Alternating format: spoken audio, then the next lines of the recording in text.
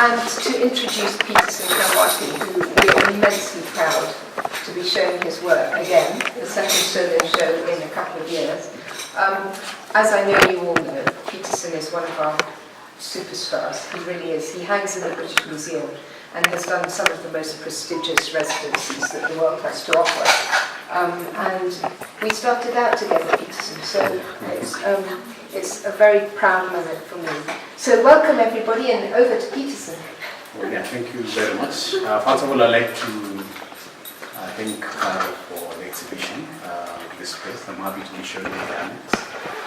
It's a beautiful space, Carol. Thanks. It's cozy and the rest of the team. So I had my first solo exhibition with one of, I think, in 2003, 2002. And so in a way, you're right that actually part of my journey as an artist started off with Carol. And of course, I appreciate the confidence and the courage. I think it takes courage to show any artist. And I think, you know, for galleries and one of the spaces, it's, you know, that's a fundamental part of the process that it takes. I do my part, and of course, you also enable that conversation to continue. So my name is Peterson Kamwathi Ebb. I did not intend on this being a very formal conversation. I just wanted to share my perspectives on this particular exhibition, Ebb and Flow, which is almost like it's either the culmination of the last part, or maybe the second last part of a series I've been working on from 2014, looking at the phenomenon of mass migration towards the European North and West. But then also, ideally, basically the phenomena of mass human movement, so the spectacle of it. I have had this fascination with social structures as exemplified, exemplified by groupings. So I've done a body of work around the queue as, in a way, a social microcosm, the crowds a social microcosm. And of course, I'm looking at the idea of, you know, kind of collective humanity as exemplified by mass movement as other social contexts. I'm interested by grouping first because I think one of the things we identify as human beings is, in quotes, social animal. I haven't kind of dissected that fully, so I'll be very careful what I say, kind of how I comment on that. But I'd say that our social energies and dynamism kind of are what enable us to kind of, you know, move across time, but also in a very real sense also move between spaces. So the individual has his place, but the individual becomes more when he has to exist within, you know, kind of, he has to kind of coexist with other individuals and, you know, cumulatively let him see that society. So, but this is just part of that. So this exhibition is almost the end of the series because the issue I've been looking at first in 2014 was very clear that, you know, from mass media you could glean the fact that there was a tragedy that was associated, you know, 700 people, 300 people, the Mediterranean as, you know, kind of a watery graveyard. But then, with time I realized that this was nothing new, that we've been moving as human beings across time, but then also across spaces. You know, we transverse geography in as much as we also transverse time. You know. So, and then of course, you know, kind of also mass media has this ability to, in a way, amplify things and make things seem like they are unique, you know. But then in reality, it's not ground zero, it's not the beginning. So people have been, one of the things I was looking at was the idea that within the African continent, one of the things I was taught in school, and of course this is also being challenged now, is the idea that the different communities have kind of been moving across time, you know, to, you know, so the Bantus coming to a greater part of sub-Saharan Africa from the Cameroonian highlands is part of that movement. The seasonal movement of communities in search and kind of even as the season changes, so in search of resources, so pasture, water, and all that. The identities that are formed by that, some will identify as pastoralist. And of course now you're dealing with the realities of formal borders and how that kind of challenges that. So ebb and flow also borrows from the movement of the tide. So the idea that water in a way becomes an enabler in as much as it's also an obstacle. So one is that you have that which moves to and that which moves from, and the constant, almost like timelessness, So I'm also arguing that this is not a unique phenomenon. So when you have people from the Middle East and Africa kind of try to traverse the Sahara Desert, cross an ocean, on all sides, to head to the European West. It's not a unique phenomenon. I mean, of course, we could also start extracting arguments into the tectonic shifts, the idea that it was one big continent that eventually kind of fragmented. And philosophically, then you could also argue that maybe human movement also becomes a form of fragmentation. It is, but then it's also a form of adjustment. This is not the room I intended us to start in, because if I was writing a novel, this would have been the punch. So initially we would have started in that room, but then because of the numbers, we couldn't do that. So one of the things that we're looking at is the symbolism that is associated, the idea of the repetitive image, the idea of, somebody calls it dumpification of information, how you distill information to symbols. So you borrow the emoji phenomena, the idea of symbols.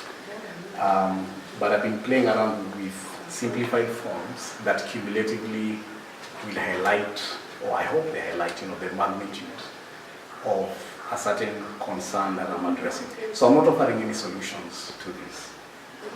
So it's still a quest, and it's still something that I'm still grappling with. One is that because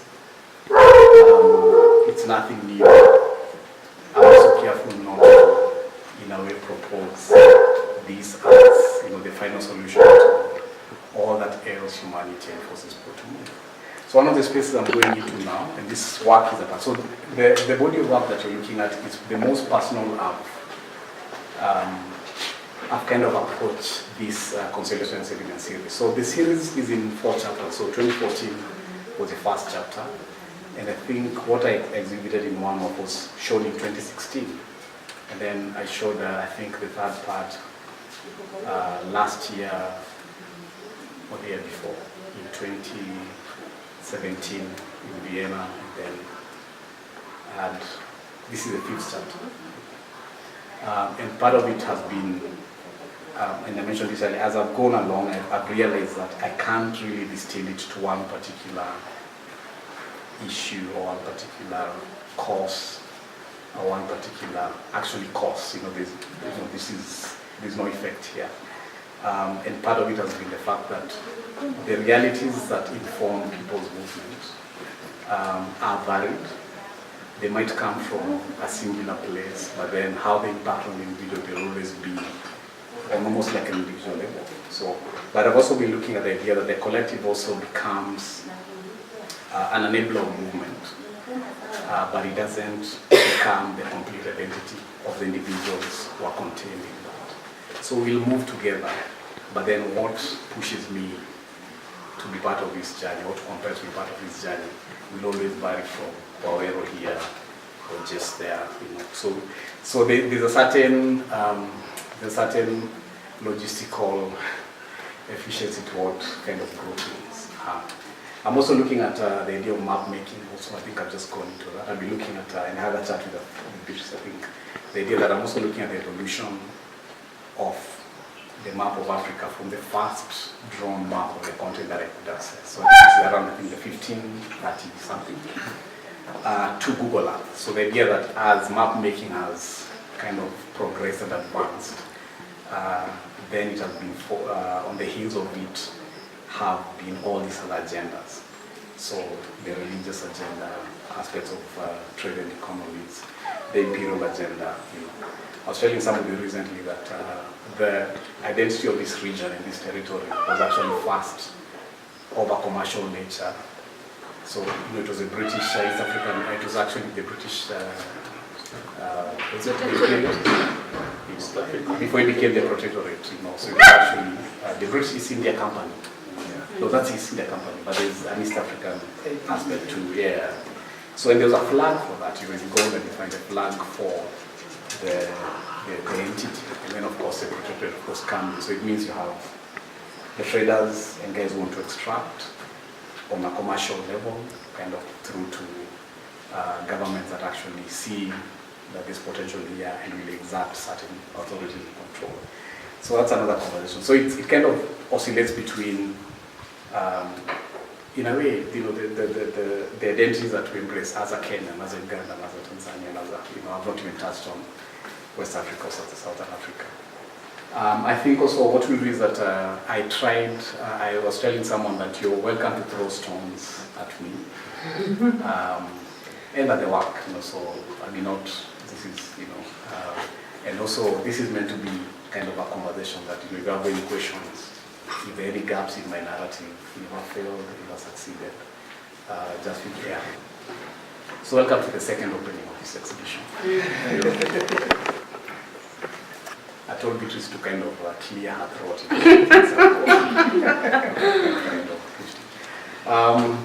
Okay, so Eben also there. Let me just go through this. So Eben, this is Ebb, and the piece itself was meant to be the principal image for the show. And it's a very simple drawing. It's a mixed media drawing that. So the form, the grouping kind of constitutes the form of an upside down boat. So, and the boat itself is derived from an image of a boat that was capsizing in the Mediterranean. I think a photographer happened to be taking the photographs during that movement. So I settled on the upside down position, kind of just an indicator that you have two contrasting movements. One is the crawling form being one that is alludes to transition. It also alludes to the two levels. One is that it can also exemplify a certain level of vulnerability, but then it also becomes one of the fundamental and most stable of positions. That as a human being, you're more stable, interested on all fours than you are on your 2 feet. But then I have an 8-month-old son who's crawling now, and he started crawling I think a month and a half ago. And for me, the form itself kind of becomes, it's not subhuman. It doesn't diminish one's integrity, or it doesn't diminish one's identity. As much as you'd argue, if you see a grown-up on all fours, that becomes symbolic of something, as it becomes subhuman. So the actual position was extracted from a photograph taken on the Spanish coast of a migrant who was crawling out of the Mediterranean onto the sandy kind of beach. And this photograph, I think, kind of went all over the world, but you had in the foreground this dark, heavy image. In the midground was a vacationing family. And of course you had the context that this was. And then it also borrows heavily from William Blake's Nebuchadnezzar, which also plays around with the idea of subhumanity. So one is points of glory, points of in which whatever, when that gets stripped, you're left with a basic, almost like animal form. And so it's propagated as being a very primitive position at the same time too. But then of course if you follow William Blake's history, he also oscillated between this very fanatic interpretation of the biblical scriptures. So I'm interested in kind of seeing that this image and this position has across time, we're talking about that oscillation, been, in a way, has served as a warning. But then, for me as a parent, it also becomes one of the fundamental transitions from a child who can't move to a child who can run. So I'm kind of, I'm highlighting both. In a way, this piece is meant to highlight the tragedy of an upside-down boat, but then also there's a continuous movement into eventually this form will stand and will define itself and also define the space. It made sense, so yeah. I'm sure there is much more I could say about it, but some of it I've kind of forgotten because you guys. So we'll project, but I can also share images, and I'm sure one of you will the next one. So the journey, the destination is it's a difficult piece for me because it's kind of plugging in into what I'm trying to, the direction which I'm going. So one which looks at map making, but then also one which looks at the idea that so the hopelessness is that we kind of get trapped. How do I put it? There are all these agendas that have defined where we borrow some of identity from. So the idea of nationalism, the idea of movement, the idea of borders. And so the images we're looking at they're supposed to be free falling forms. Some of my friends kind of call them floating forms. I know I've done floating forms before. These forms are not floating. But I was also looking at one of the first drawn maps of the continent. Is a very rough outline of what will eventually be a clearer form of the African continent, which is I think from the 15th. And this map was drawn by sailors as they sail along the coast. So it's impressive because you demand kind of when you see, or maybe you feel in these gaps. I think just I'm trying to think is that it does feel like a rough child's drawing of what the map of the continent will be. And then, of course, by the time you come into, I think, 1938, you have a very well-detailed map of what the continent becomes. But then also the forms themselves are, in a way, in a space of suspension. There's also aspects of contortion as you seek to regain control because you're in a context that you can't hold on to anything. But then you also trapped within the structure of whatever boundaries have been imposed on you or you've imposed on yourself. So on the uppermost layer is a seal screen, and I was helped by Wanjohi. I don't know Wanjohi is here. Seal screen of 4 maps, which come I think from 1538 through to 17 something. I don't remember the exact 17 maps. But the maps are of North Africa and the Mediterranean, just as a way of connecting these two pieces. Which is one is that you have the desert. And then you have an ocean. So if you go closely, you pick, some of them are done in Latin. There's actually a couple which are in French. And I think part of what I'm going to next is actually working around the images, around the evolution. There are actually 10 images of the evolution of the map. So it's called the journey, the destination, but alluding to states of suspension, but then also states of, in a way, almost involuntary connectivity, grouping and clustering. So, as it relates, I hope, to human mass movement. And then this body of work, one of the things I realized was it became most personal because then one of the things I'm questioning is my own perspectives and projection when it comes to, in a way, people who have undertaken these journeys, journeys that are not voluntary, journeys that are, and I think being within the Kenyan context, we kind of don't have a history of people within the boundaries of this country, apart from, kind of during 2007, 1994, I think,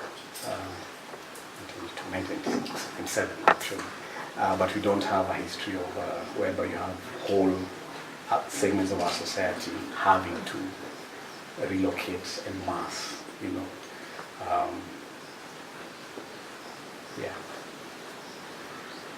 So the gaps in the piece are also the gaps, kind of as I'm trying to figure out, where I'm going to next. So, yeah. All right, you guys are very intimidating. So any perspective, thoughts, questions, and yeah. I'm curious.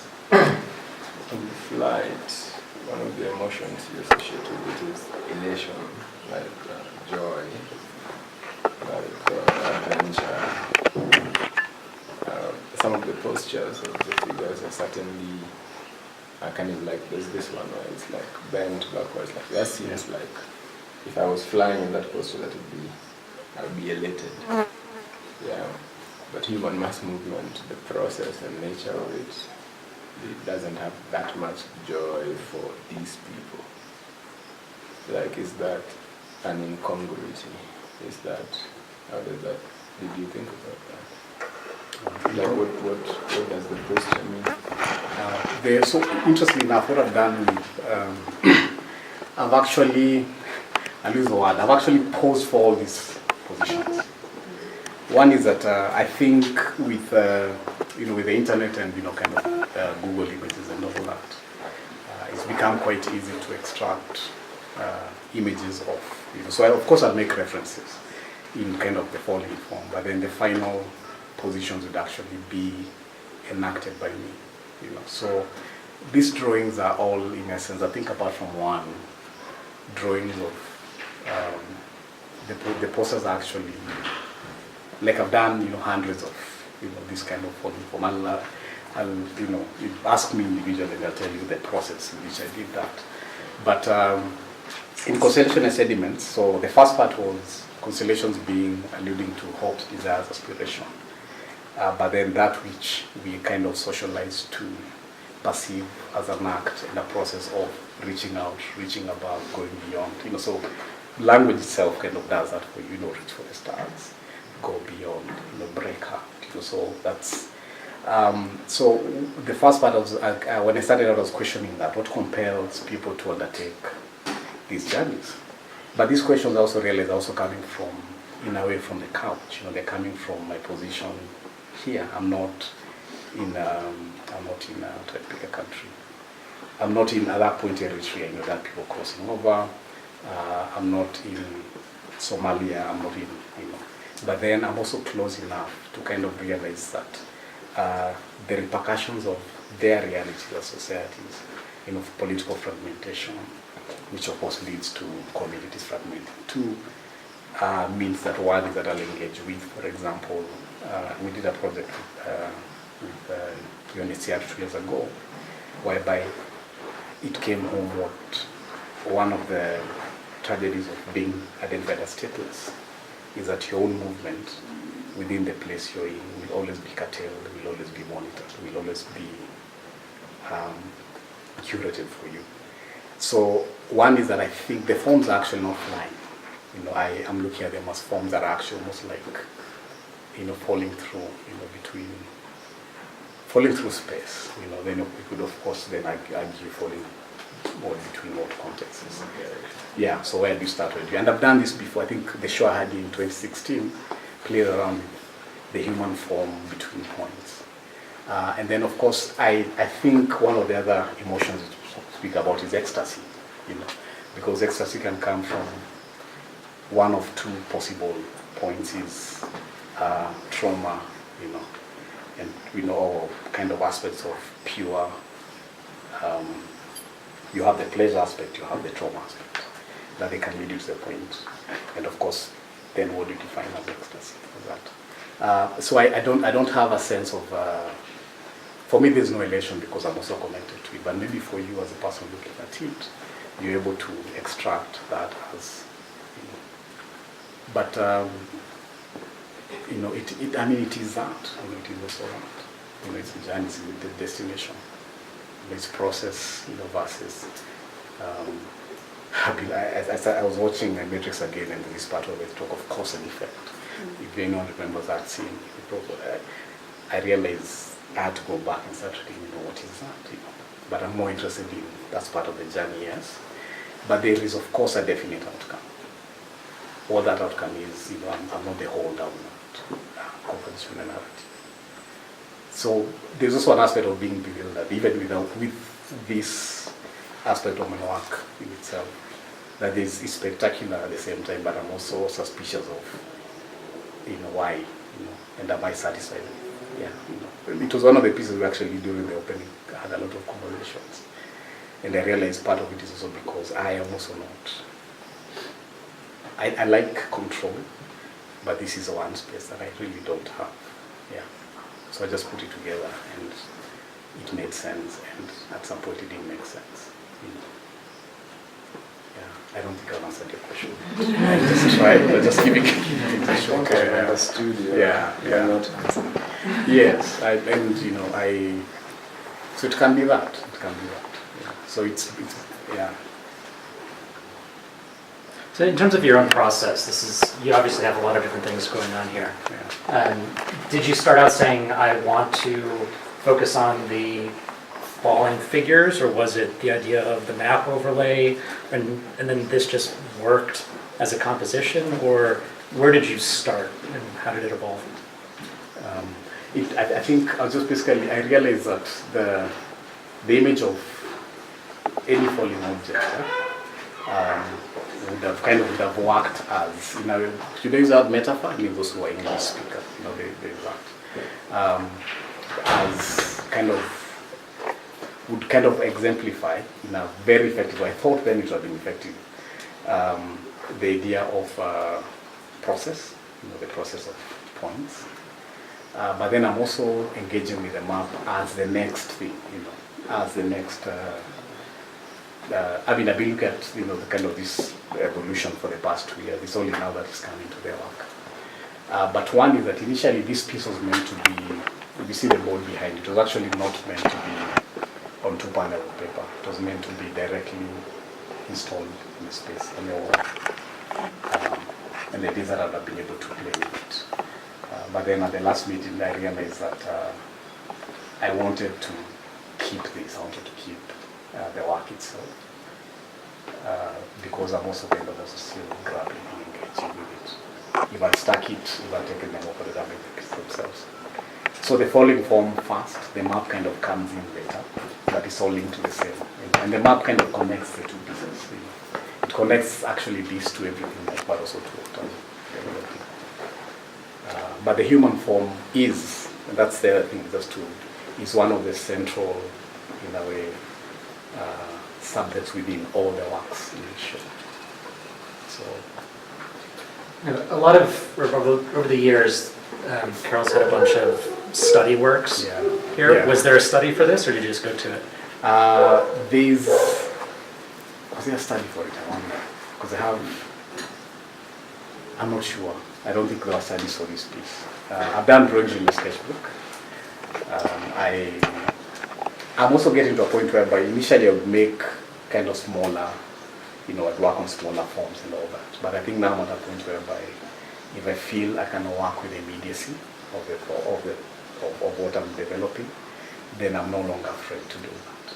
The studies are also, I think it's also about process of elimination, developing composition. It was also in decision at work, you know. But this one was clear, you know, that this is, I want it big, I want it with this ambiguous form that might be the northern part, and that may be the tip of the cape, you know, and that may be the Horn of Africa, that may be the extension towards Togo. And then someone looks at it and says it looks like a skull, might look like a skull, it might not. You know, so I don't mind the ambiguity. You know. Were there any studies for this piece? No, but there might be. Can you do post studies? I mean, it's because I didn't use all the cutouts. Huh? So these are drawings cut out, then, you know, screen printed, then, you know, kind of assembled onto the paper. So if you see any studies of this, just know this came post the piece. So I need probably highlight it would be a post cutout. Yeah. The referencing of the maps, is it just African maps, or are you looking at, like, I saw a show of like really early traditional Korean maps, and I wondered if you looked at any Asian map making, because like the first thing that I thought of was that just in the way that they would lay out information, but these are very old maps at this point, so I wondered if it's just referencing early African maps, or if you were expanding on. They're just kind of just at the, you know, just been thinking about it for a couple of years.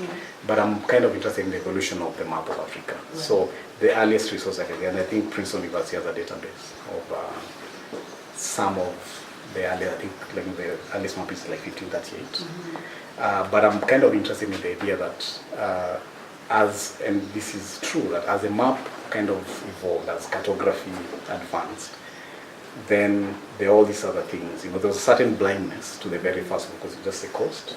And then, of course, I think one of them has a giant with an eye in the middle, kind of this mythical creatures in the hinterlands, But I'm kind of interested in the idea that as in the evolution of the African map now, I haven't yet kind of gone further.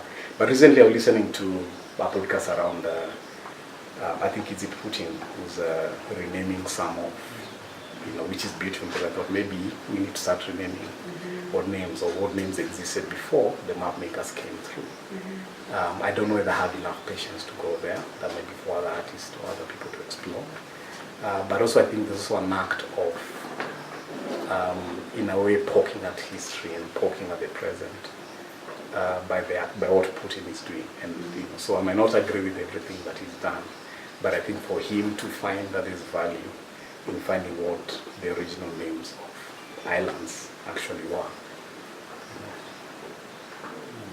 I wonder what we called Europe before we got maps. I mean, because it was fascinating to see the Korean maps that even referenced Africa Yes. and had, unfortunately I didn't understand the language, so I didn't know exactly what the naming was, but Africa was always there, and in very different shapes and forms and what have you. So I just kind of thought sort of like how those two were relating to each other was also really interesting to see that evolution. There's a beautiful film which I watched on Netflix, which follows the history of the guy who developed the first map of the Korean Peninsula, and the process of making. He didn't develop the first map, but he kind of created a map that could be referenced and followed. There's a difference, because you can make maps and they're super localized. It's me showing where to go and you never understand, just as an example. But what fascinated me that was that the process of making was actually block printing, which I'm a printmaker. I've done that before. But then also to see that ultimately we get guided by marks. That for all the languages that we have, for all the shared emotions that we have to kind of contain them in these for us to be able to distribute them and to share them too. So the communal aspect of knowledge, in as much as it may be has eventually to be hinged on lines. Our boys not here, we had a discussion around kind of the idea of contour and design and all that, but that's our conversation, so I didn't even feed into that. But it's also another thing I asked a lawyer during the show. I asked him, at the end of the day, there's also a legislative aspect to what maps are, because they identify and define territories. By territories, then you end up, in a way, creating these compartments where people extract certain identities. So I'm a Kenyan. So I'd say I live in Limuru. Those are two different realities. But then I'm a Kenyan, and of course this whole conversation about passports. And I think I just came this article, which is the most powerful passport in the world is Japanese. So for 2019, I don't know what that is, but I know last year it was Japan. So our identities are spelled on the territories that someone somewhere decided to engrave.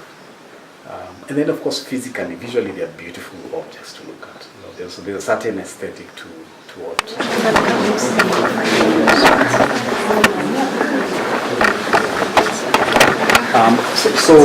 So there's I kind of think you've got to be kind of thinking about the idea that I'll send you images. Yeah. Photographs of them. Really like them. And of course the power dynamics of kind of map. There's also conversation I think last year, 2 years ago, about how the visual placement of continental maps is also on a bigger agenda. It's one in which it's meant to project power as, in a way, existing in certain center and not in others. Yeah, but also size, right? Yes. But I think it's also the idea of the power of language too. We're in that space we're all in Instagram probably. The body. So these are studies. So this is actually a study, and there's another piece which is a study. So the works in this space kind of tend to be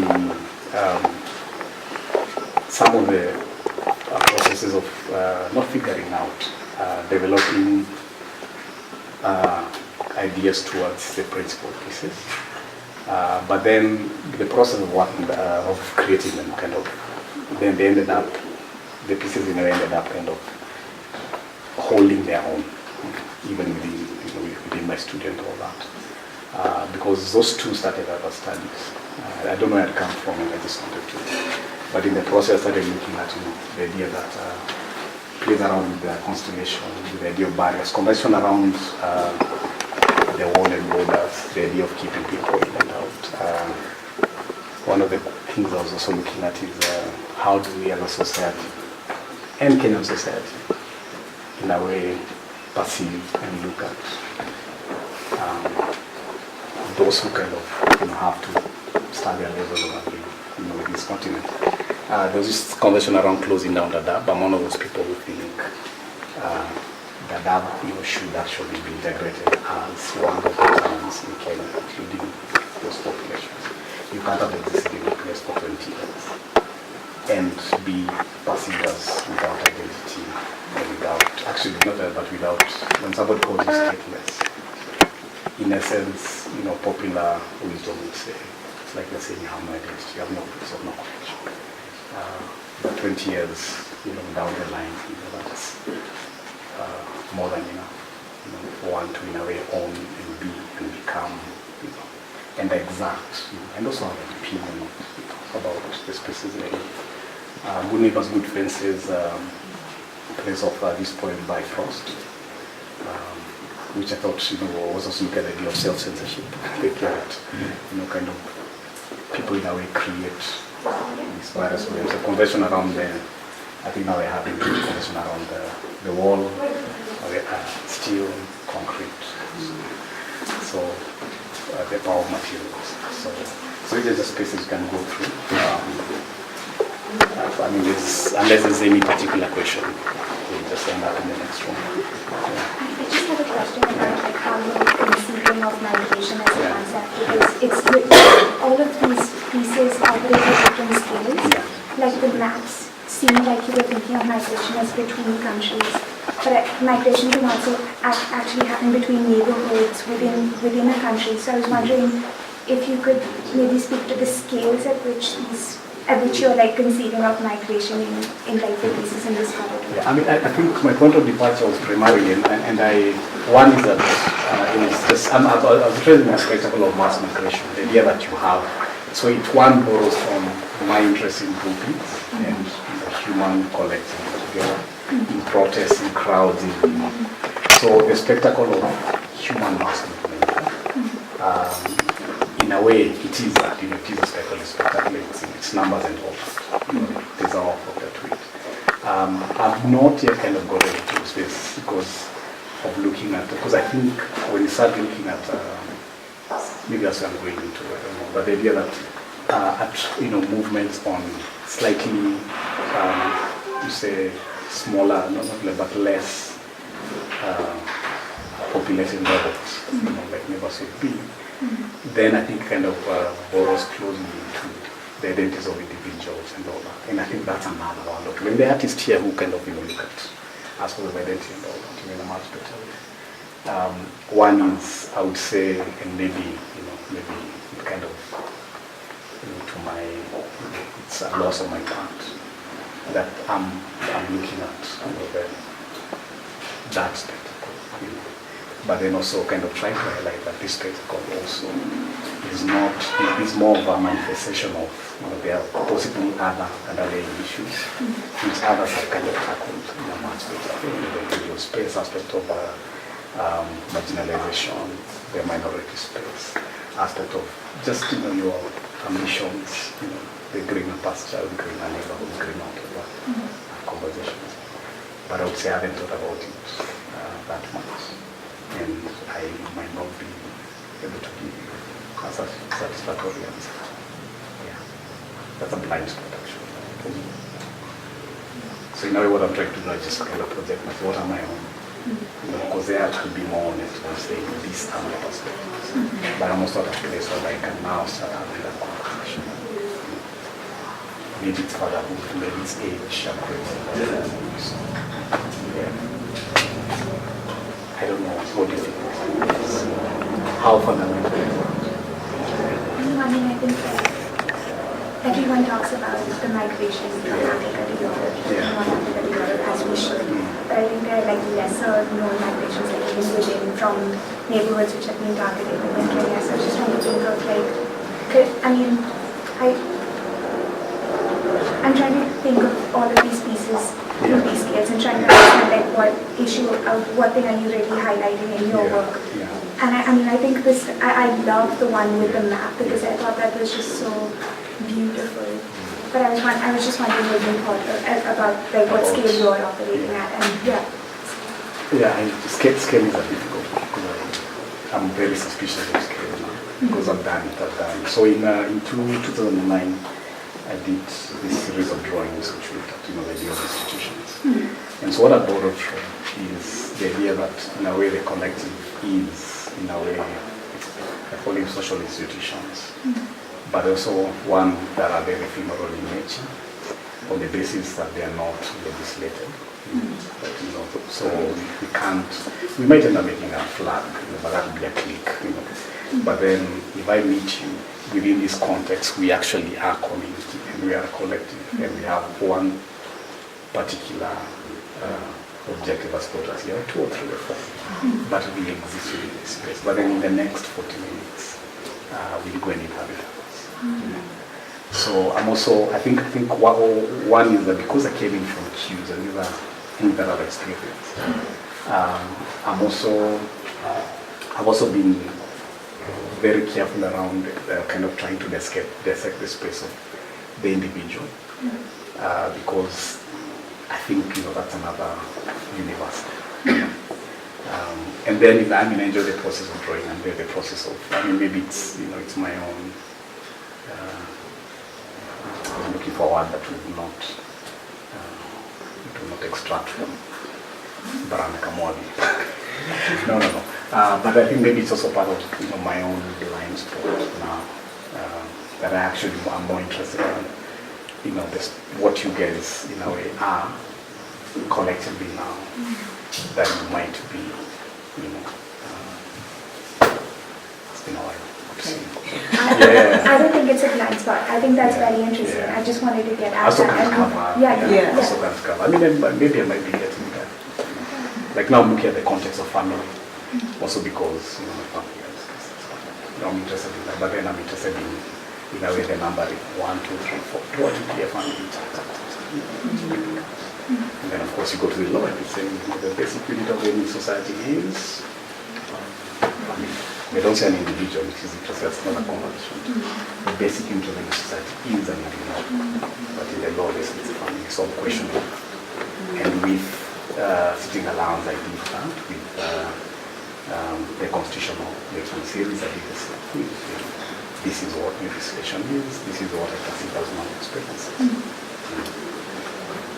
I don't know if you answered this before because I came a bit late, but I wonder if you also consider like sort of forced migrations that have happened way earlier than the migration that we're seeing right now between Africa and Europe. Like if that is something that plays into any of the work. And the sheep, kind of the upside down boat is that one of the things I'm just working on an animation which borrows the idea of the swimming form versus the image of how this famous image, it's an etching of how slaves were packed. So in 2010, I started looking at transatlantic, but then I stopped because I realized I'm on the East African Indian Ocean side, and there's another history here. So it's one of those thoughts that I kind of, but then of course I did a lot with materials, there's very little written material. But there are a number of stories around that. But that also linked to the idea of the Q as a manifestation of kind of oppression suppression, chain gangs, Guantanamo, slave trades. So one of the geography books in school had this image of slaves as were taken down to the coast, the East African side of it. So it does factor into the work. It's also the idea of kind of the progression of you look at evolution. The forms that you start from this single cell pond, crawl out of the pond, and eventually find your feet and your mouth. So that's just kind of making it does factor in, but I'm also kind of careful at all to, in a way, talk about things that I have not tried to find out as well as I can. So, because I think it's easy, very easy to kind of blast you, to kind of stick on things, thoughts, and whatever. But why should I contribute into a space that someone else might have done more effectively, or is doing, because it's reward. But it does, we are not, we are all part of this history. We are connected to transatlantic is part of us. We look at those the brain drain phenomena, 70s, 80s. Yeah. So the works, there's no, I would say, the rooms are not, they're not individual thoughts. Huh? So in a way, this room in particular had more to do with, so the largest piece could only hang there. And of course, this is the other next room that could handle the slightly larger pieces.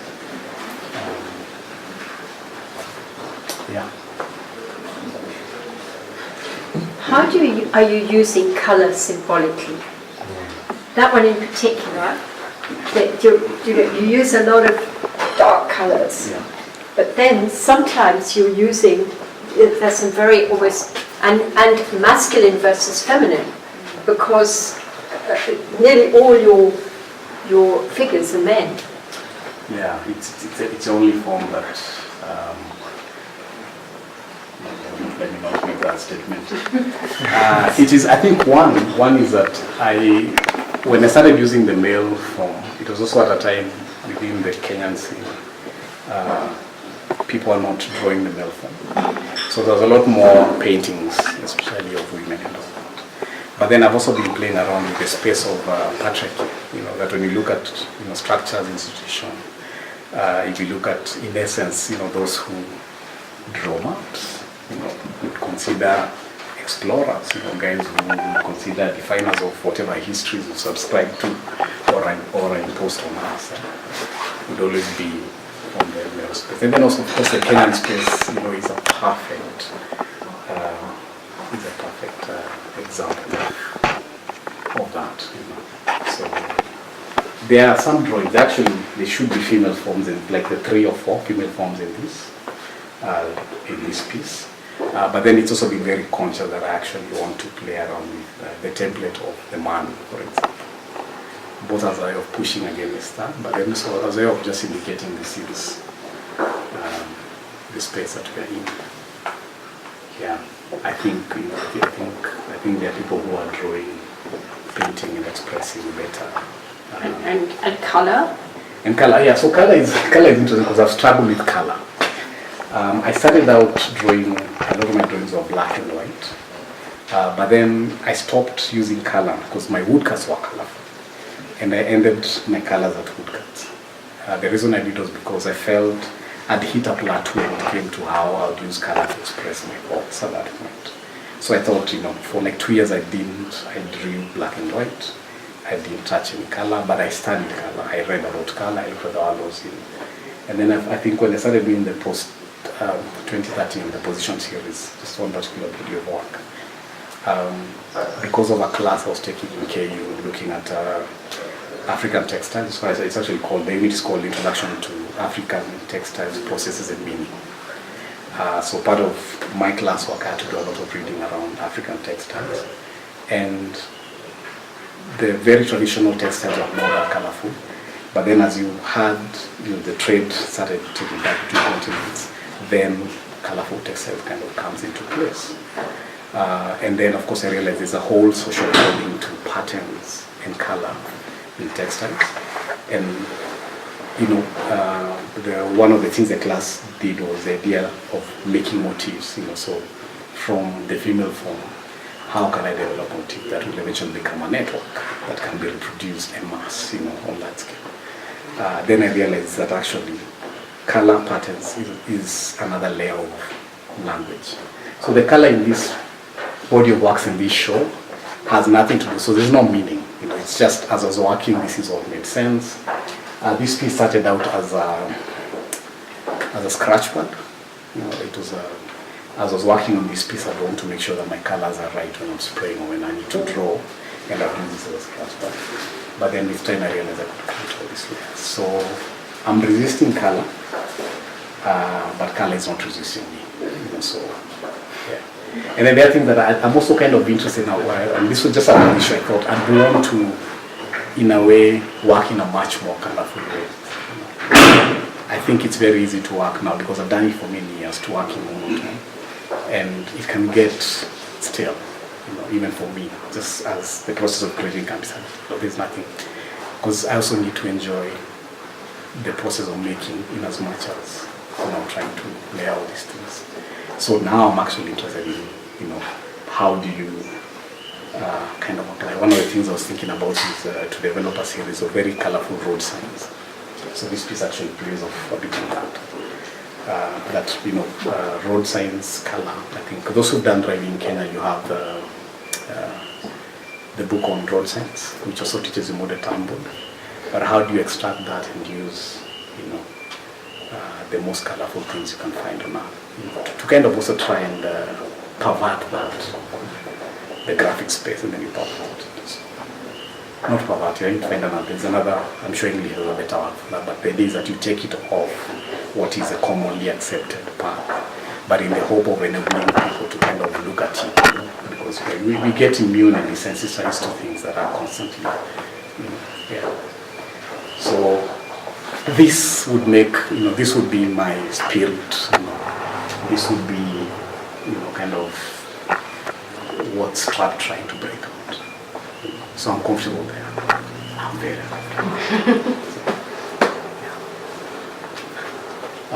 Yeah, so maps, obstacles, barriers. This borrows heavily from the road constructions. I'm fascinated by the barriers they're constructing, concrete. I wanted to have some in the space, but I couldn't transport them here. You know, they are huge concrete barriers. Yeah, but they're your fences, but good neighbors make fences. When you talk about traffic lights, do you think about how traffic lights regulate bodies and movement? Like, you know, you have to stop at a stop sign, Yeah. and you get to go. I have not gone that far. Yeah. Why do you? Yes.